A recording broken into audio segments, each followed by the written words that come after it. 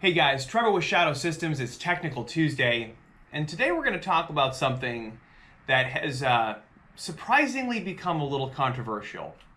I know it's been a little bit of a headache for our customer service folks. I think there's some misunderstandings out there about this, and I want to kind of set the record straight and give everybody my perspective on the concept of a break-in period.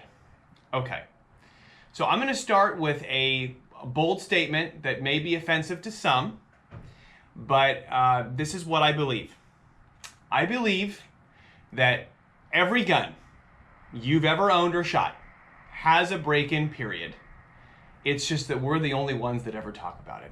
In fact, I would even go so far as to say that every mechanical device you've ever owned, to some extent, has a break-in period. So what do I mean by break-in period? A break-in period is simply a period where the product undergoes some degree of change.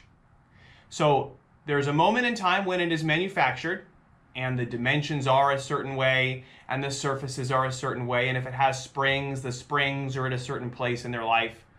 And then shortly after being used a little bit, it stabilizes. It goes through some kind of change, okay? In fact, I would submit that guns that are higher quality, like ours, are more prone to requiring some kind of break-in period because of how the parts are fit together. So let me prove that to you, right? That's a bold statement. What could be so different at between round 1 and round 100? Why is it changing? Well, the most obvious place, and one that I know nobody will argue with, is springs. So every spring undergoes a set during use, and the degree to which it sets and how soon it sets has a lot to do with how far it's being compressed. Many of the springs in handguns are what's called overstressed, which means they are very compressed, basically, and so they actually change quite a bit. Recoil springs are an obvious example.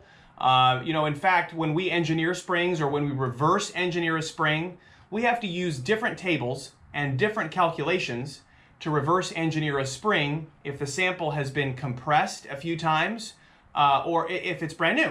So like as an example, if I have let's say a recoil spring that I want to reverse engineer, and that recoil spring has been shot, right, and has taken a set, if I engineer a new spring to have the performance characteristics of that spring that has taken a set, well, then guess what? When I have my new spring in use and it takes a set, it's going to be a very weak spring. It's going to be too weak. So I know that's a confusing example, but the bottom line is springs change quite a bit, okay? And so do mating surfaces. And I think that's the place where maybe people have the most, I guess, question or concern or whatever. So mating surfaces do change. So even though we achieve a nice surface finish coming off of a CNC machine and everything is held to a tight tolerance, those surfaces crashing into each other during live fire cause little changes, okay? Sometimes that change is just a polishing effect. So if you look at the, as an example, if you take a shadow pistol and you look at the breech face and you look at this area up here at the top, so a gun that's been shot quite a bit in that area, you're going to see it's been kind of polished. In some cases, it's almost like a mirror finish right there from that barrel locking up so many times, right? So mating surfaces at the front of the barrel, between the slide rails and the slide, those are examples.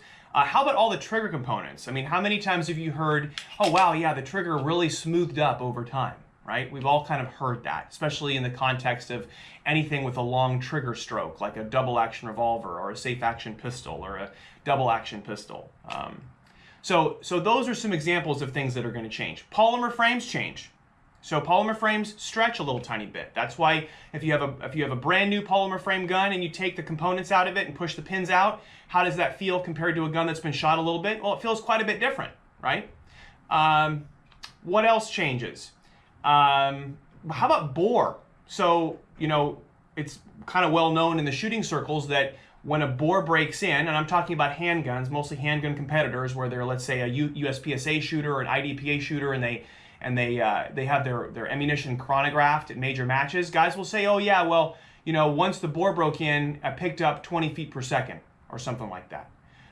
As that bore gets polished, the characteristics of the bore change as well. This is also why rifles have a break-in period. So there's an example of things that change. So all of that is to say that I don't care which gun it is, it's going to be a little different after you've shot it, after a few mags have gone through it, than when you first bought it. So, well, what about this concept of like out-of-the-box reliability? Trevor, I expect that gun that I spent a lot of money on to be reliable the first day I pull the trigger.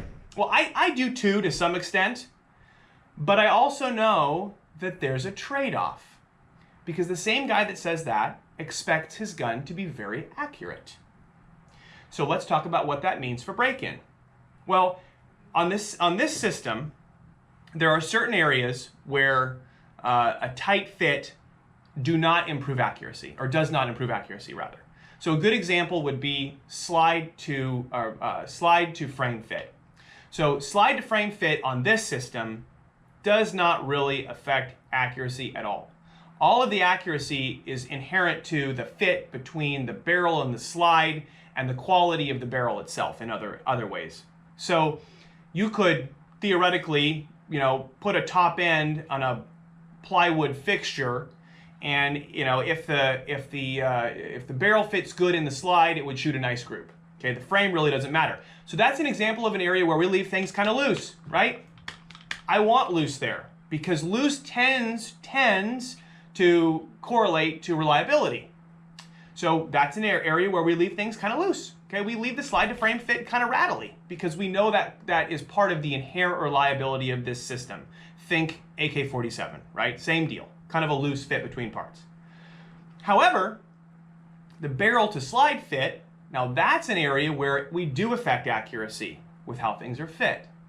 And so you expect nice accuracy. So that means that we have to fit these areas a little tighter than your average gun that is sort of like this in the same kind of product category, but not as accurate, right? So we're a little tighter there. So that means when the gun is new, things might be a little sticky, a little more friction. This gun's been shot, so it's great. But the point is, you may discover that there's kind of like a little more friction and it's a little tighter when I first get the gun out of the box. And that will not necessarily, but that can also contribute to maybe 1 or 2 malfunctions in the first 100 rounds, okay? Don't look at that as an indication that there's something wrong with the product. It actually means there's something right with the product. It means that we have taken the time to fit that well, knowing that after you've shot it a little bit, it's gonna wear in and those surfaces are gonna mate and you're gonna have an awesome, accurate pistol.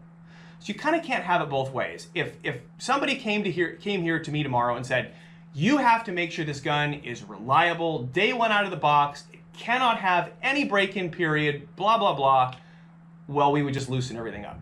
We would loosen everything up, right? There would be, a few thousands here and there extra fit, which would definitely correlate to a decrease in accuracy. And maybe that'd be a better choice. I mean, maybe that's what people really want. I don't think so, though. I think of our customer as being kind of the enthusiast who's a detail-oriented person, who typically is an above-average shooter, who knows how to shoot a group, who expects better performance, and so we designed that. But that does mean there's a trade-off. That does mean that you got to go out and shoot it, okay? So I think every gun, I don't care if it's ours or anybody's, I think every gun out there is more likely, not necessarily will, but more likely to have a couple issues early in its life. And you might be sitting, well, I bought an M&P and it's been perfect out of the box, or I bought a P320 and it's been perfect out of the box, and there might be 5 more guys out there who didn't have that experience, who needed a few mags through the gun. I mean, mags is another one, right? Magazine springs loosen up substantially in the first few 100 rounds or first few cycles of the magazine. So anyway, so that's kind of the backstory on break-in.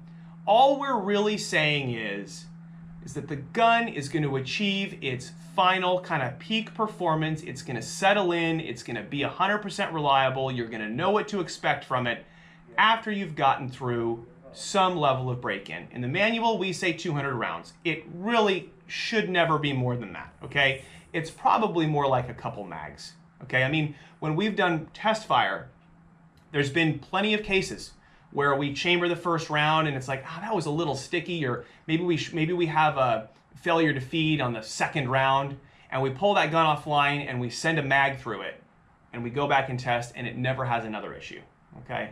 So that's just kind of our experience, our example, our view of the world.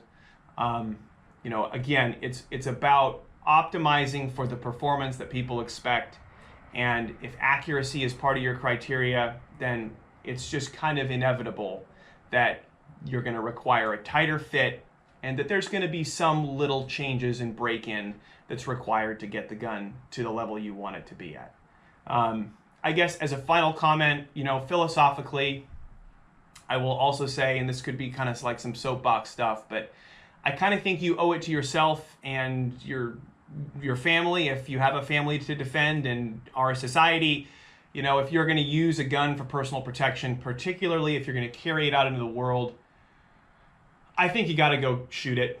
Okay, like, you know, a couple hundred rounds, ignoring the whole break-in thing, I think a couple hundred rounds is just a good practice anyway, to make sure you understand the operation, you know what it feels like, you're used to the trigger and stuff like that. So that's just a side comment. I know it's sometimes harder to stomach that when ammo prices are what they are, and I think that ammo prices are a lot of why people are kind of view this as being more controversial or more of a pain. But I also think it's kind of our duty to make sure we know our equipment. So anyway, hope that's helpful. Hope that answers at least some questions. We're not saying there's something inherently wrong and the gun is a paperweight until you've shot 200 rounds through it.